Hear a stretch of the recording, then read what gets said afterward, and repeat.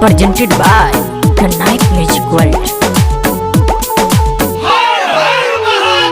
जलवा महादेव हर हर के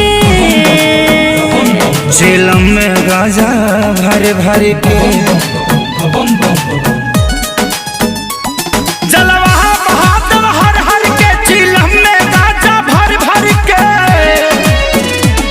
खाके भंगिया के गोला मरता वाला हुआ भोला नीला नीला गगन ये हुआ है कैलाश धुआं धुआं है कैलाश धुआं धुआं है कैलाश धुआं धुआं है कैलाश धुआं धुआं धुआं है कैलाश धुआं धुआं है। जय हो शंकरा भोलेनाथ शंकरा आदिदेव शंकरा हे शिवाय शंकरा। कैलाश धुआं धुआं है कैलाश धुआं धुआं धुआं धुआं धुआं है।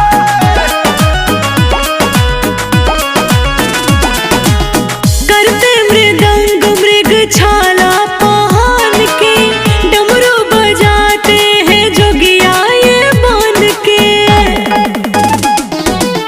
करते मृदंग मृग छाला पहन के डमरू बजाते हैं जोगिया ये मान के। जाता में रखते हैं भोला गंगा को अपने बांध के सर पे अपने सजाए हैं सान के। ये तो है विषधर शिव शंभु त्रिपुरारी विष पी गए भर भर कुआं है। कैलाश धुआं धुआं है कैलाश धुआं धुआं है कैलाश धुआं धुआं है कैलाश धुआं धुआं धुआं धुआं धुआं है। ओम नमः शिवाय ओम नमः शिवाय ओम नमः शिवाय ओम नमः शिवाय।